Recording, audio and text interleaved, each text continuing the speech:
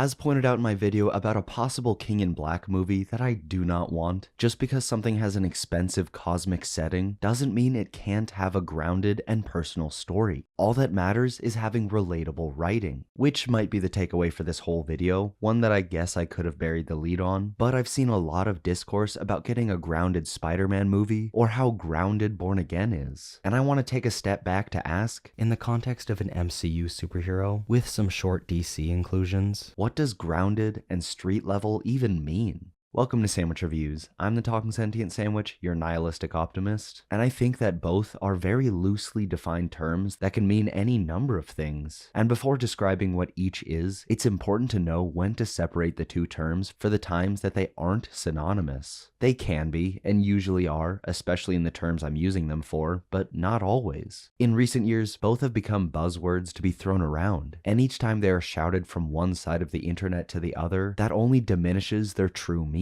And if we want to be hoity-toity, and let's be real, that's exactly what this channel is, according to Merriam-Webster, grounded is described as mentally and emotionally stable, admirably sensible, realistic, and unpretentious, which sounds like it has more to do with a blanket term rather than the story definition, but I think that perfectly describes what a grounded story should be. And if we look to the next word, its definition is pretty cut and dry because they explain it as of or relating to the streets, which is obvious, but I figured I'd mention it anyway, since I did make a big stink about being hoity-toity and having everything clearly defined, which I did because of the wide range of interpretations that can be taken and stretched to fit a notion it was never intended for, such as how the definition of grounded could be taken at face value, considered as anything similar to the real world we the audience experience. However, I've always associated that realism with the tactility of whatever world is being established. After all, it's a movie. None of it is actually real. So for me at least, the better the world building, the more real it feels. But more on that later with something not superhero related at all. And it may seem obvious what a street level superhero property looks like, similar to the age-old analogy of how it's hard to define, since YouTube doesn't like this word, I'll just say cornography, but it's easy to know if what you're looking at is it. After all, getting back to street level and grounded stuff, it's a subjective judgment call each person makes for themselves. Whether it be an immediate snap judgment that holds for the rest of that movie or show's runtime, or a more fluid opinion that changes in shape and general idea throughout. But for either, that decision is made off of vibes. If a story feels grounded or street level to you, well, congrats, that means it is. And if someone tells you that you're wrong, then you can respectfully reply that you clearly see art differently, because so long as you're not hurting anyone with your opinion, it really doesn't matter. Yet even with all of that, there are certain constants that can be recognized. Some people look at stories that take place literally on a street or in a neighborhood, and that certainly helps, but it's not necessary. If I'm being frank, and I always am, the villain has the most impact on the scale that the movie will stick by. Their motivations shape the story and themes, but their power levels is what shapes the action. If the villain is a cosmic entity and the story hops from world to world, that's the furthest thing you can get from street level, which brings me to a great point about street level stuff. That being that whatever the setting is, from a down-to-earth neighborhood to a spaceship traveling the cosmos, if the story all takes place in that one area, then there's a good chance it's going to come off as grounded. And before diving into my thoughts on some well-known grounded superheroes, as promised, I want to take a hard left turn and look at the first Alien movie, which is clearly not street level, but is it fair to say that it's grounded?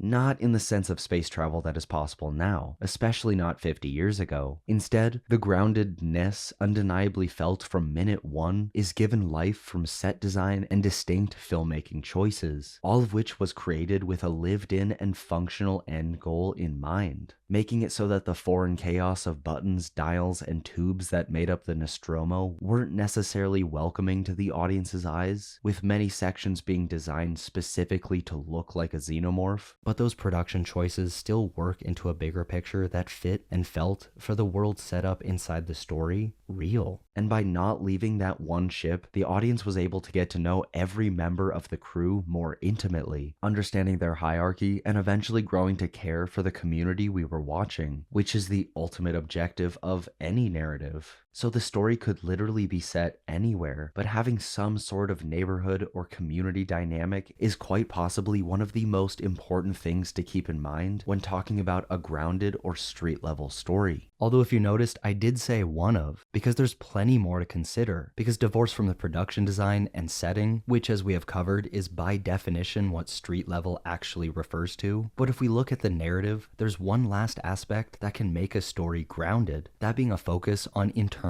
conflict. Now, it's natural for all stories to have internal conflict, and those that don't are just bad, but it's having enough focus on it that makes a difference. Finding out what makes our heroes tick and diving into the rich and complex themes involved is really where being grounded comes from. If I had to separate the two terms, street level really refers to scale, the setting, and the overall production, whereas grounded refers to the thematic reasoning why you feel those vibes I mentioned before. So now that everything has hopefully been at least sort of cleared up, let's look at some superheroes, starting with Spider-Man. And everyone can agree that he's street level, swinging in those residential areas and dealing with armed robberies and small-time villains. And he's grounded because he deals with rent, or if he's young enough, having to get home before his curfew. His conflicts may involve freaks of science destroying the city or even trying to kill him, but the foundation of those problems is always rooted in something relatable. It's one of the reasons why I loved the recent release of Your Friendly Neighborhood Spider-Man, where by focusing on not just Peter's internal conflict, the writers also gave us deep dives into others such as Lonnie, further grounding the narrative into a world we may never see with our own eyes, but one we understand back to front.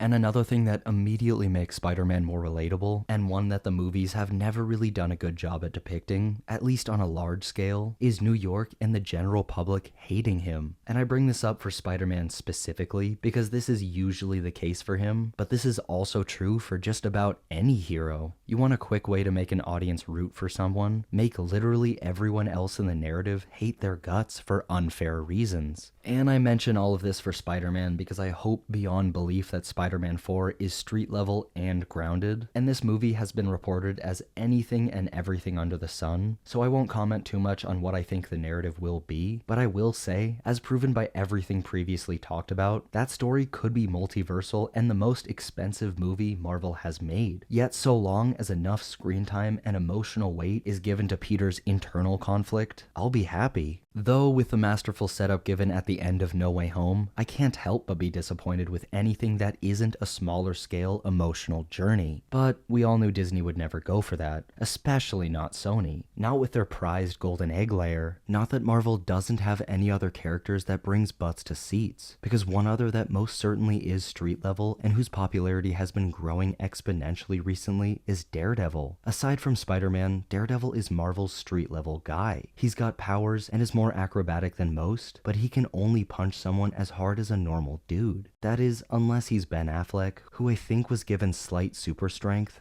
I don't know, that might have just been the rubbery body doubles. Yet just because his superpowers aren't flashy or potentially world-ending doesn't automatically make him grounded. It's his constant psychological struggles mixed with a palatable grit in the production that creates an atmosphere almost everyone can agree is grounded. Him and Spider-Man also have a secret identity, which is something not everyone has, but that certainly helps highlight their struggles, just because having that allows for the added layer of the hero not wanting to let down anyone who doesn't know their identity. But it's at this point that I really want to delve into how being grounded can sometimes be equated with being dark. I mentioned how having palatable grit in the set design helps, because having that immediately establishes that vibe, but that doesn't mean everything grounded has to be dark and depressing. I mean, I did just spend a few minutes talking about how grounded Spider-Man was, and if you agree that he is, then that automatically rules that out, but the notion of believing if something is depressing then it's also grounded is still held surprisingly often, such as how the old DC regime decided to kick off their new franchise with Man of Steel by placing their Superman in a gritty world somewhat similar to our own in an attempt to ground that larger-than-life character down to earth and make him relatable. Unfortunately, that didn't work because that fundamentally misunderstands who and what Superman is, but I've spent more than enough time discussing that in other video essays, as well as another video on the way. So instead of going off on a Superman side tangent for an hour, let's just get back to Daredevil, because more than how dark his stories can potentially be, what makes Daredevil grounded is how he fights street-level threats that mirror capture our own. If there's one thing that makes a narrative come off as more real to the audience, it's injecting it with real-life thematic undertones. From standing up to individual bullies, or fighting against a corrupt and unjust system, anything that fits under the fighting for the little guy umbrella. And Daredevil is one of Marvel's vengeful crusaders of the night, a lot of the time compared to DC's Dark Knight, but there's one more hero on Marvel's roster who is likened to that Cape Crusader just as much, if not more. Though it does help that this guy also has a cape, that being Moon Knight. And none of the magical and supernatural stuff supports him being grounded or street level, so I guess it depends on how trippy and metaphorical the writers want to make it, but Moon Knight absolutely delves into the grounded nature of trauma and the general grit seen behind the curtains of a populated area, whether that be the exotic dingy alleyways of a place like Europe, or the dingy alleyways between the skyscrapers of New York. And that's something that is more so covered in Moon Knight's comics, only partly depicted in the MCU show, but the argument could be made that the show isn't even close to street level, and I'd buy that argument, with that story including a giant skeleton bird and alligator fighting on a pyramid. But I think that adaptation of Mark and Steven is still grounded because their personal stakes are small and have plenty of focus. And moving on to someone who is unquestionably street level is Hawkeye.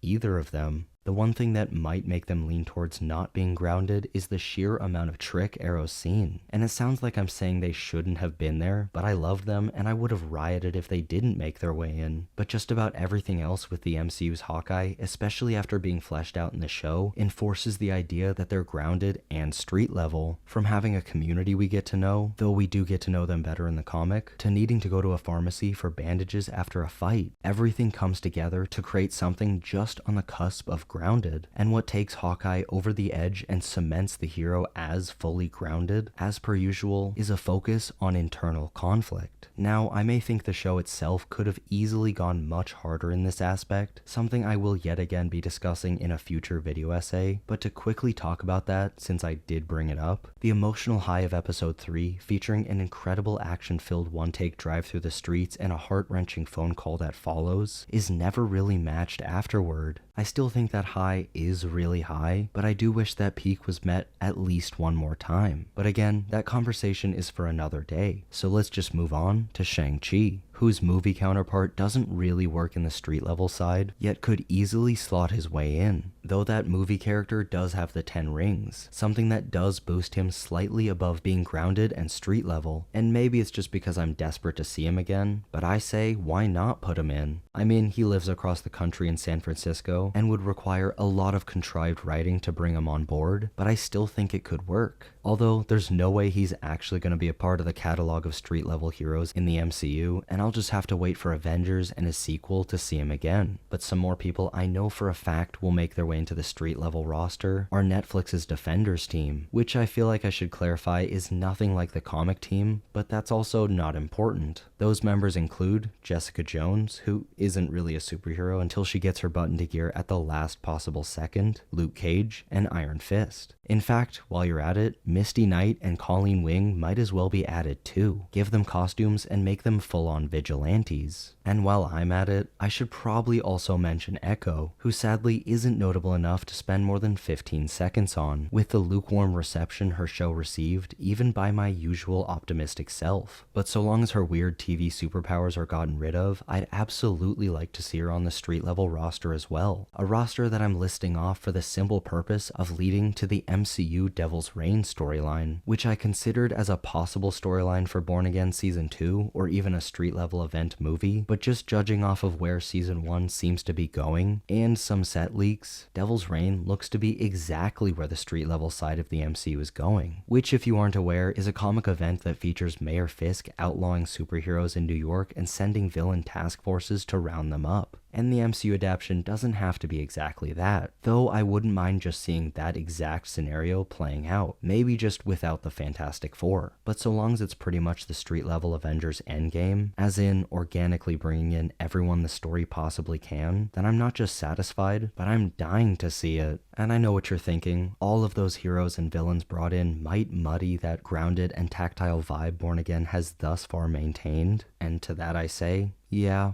Perhaps, though I think with good writing, it could work in a narrative still centered around Daredevil. But in the case of there being too much to focus on Daredevil, then that just means Marvel will have the opportunity to save it for a movie, which I'm sure Disney would be all for, given that just creates more opportunity for profit. And I'd originally planned on looking at Batman as well, perhaps the most street level of all, but as this script went on, it became clear this video essay was going to focus on the MCU and their upcoming Devil's Reign storyline. Though everyone can agree Batman is definitely street level. I mean, Batman definitely leans towards the fantastical in the sense that no billionaire would ever stop to actually do good, but aside from that, he's as grounded as they come. With a well-known neighborhood and community every self-respecting comic fan knows like the back of their hand. That plus a constant focus on Bruce's internal struggles, though those do tend to be on the repetitive side, but even the existence of that has its own thematic commentary that can be given. And rather than diving into that, I'll leave that for another day and move on. Besides, I'll talk all about that in a month or two in an upcoming video essay about how much of a jerk Batman is. So instead, I'll ask you, would an MCU Devil's Reign storyline be grounded? Somewhat similar to the way I used Alien as an example, there's plenty of contradictory information I could bring up, but optimistically, with good writing resulting in those vibes I love to bring up, the story could easily come off as grounded. That or the Thunderbolts, which has CGI, superpowers, and a godlike villain, but I still hope it's a ground level story, or at least a ground level emotional story. But most of all, what do you think grounded and street level mean? Do you think one of the MCU heroes I brought up earlier aren't? Drop a comment with your thoughts. And as always, thanks for watching. Make sure to leave a like, subscribe for weekly video essays and reviews, and enjoy a delicious sandwich.